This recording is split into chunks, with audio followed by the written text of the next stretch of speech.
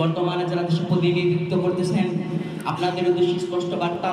ইতিপূর্বে আপনারা দেখতে পেরেছেন আমরা এই বাংলার জমিনে থেকে কিভাবে স্বৈরাচারকে বিতাড়িত করেছি।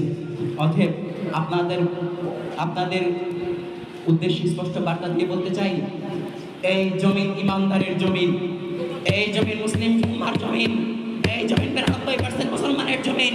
এই বাংলার জমিনে থেকে আপনি আমেরিকার দালালি করতে পারবেন না, আপনি ভারতের দালালি করতে পারবেন না, আপনি ইউরোপের দালালি করতে পারবেন না, আপনি পশ্চিমাদের দালালি করতে পারবেন না। আপনাকে স্পষ্ট বার্তা দিয়ে বলতে চাই, যদি আপনি তাদের দালালি করতে চান তাহলে আপনার মসনদ ছেড়ে দিতে হবে। কাজেই আপনি সতর্ক হয়ে যান। আল্লাহ রাসূল আলাইহিস সালাতু ওয়াস সালাম বলেছেন, আল উলামা ওয়ারাসাতুল আম্বিয়া, আলেমগণ হলো নবীগণের ওয়ারিস। আলেমগণ হলো নবীগণের ওয়ারিস।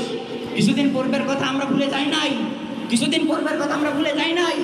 কিছুদিন পূর্বের কথা আপনার পার্লামেন্টের একজন সদস্য জনাব ফজলুর রহমান, মানুষ যাকে ফজু পাগলা নামে চেনে, তার উদ্দেশ্যে বলে দিতে চাই, তিনি আমাদের কওমি আলেমদের নামে অকথ্য ভাষায় গালাগালি করেছিল, অকথ্য ভাষায় অনেকগুলো কথা বলেছিল। ওই সময় আপনাদেরকে প্রশ্ন করা হলে আপনারা আমাদেরকে রিপ্লাই করেছিলেন তার মাথায় কিঞ্চিত পরিমাণ সমস্যা আছে, তিনি কি বলে তিনি নিজেও জানে না।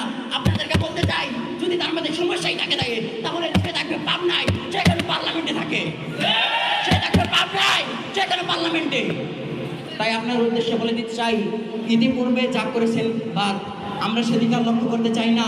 আগামীতে এই বাংলার জমিনে যদি আলেম বিদ্বেষী, কোরআন বিদ্বেষী, ইসলাম বিদ্বেষী কোনো কথা কেউ বলে, তার জিভ টেনে ছেড়ে ফেলতে বাধ্য হবো কিন্তু আমরা। কথা স্পষ্ট। দুঃখের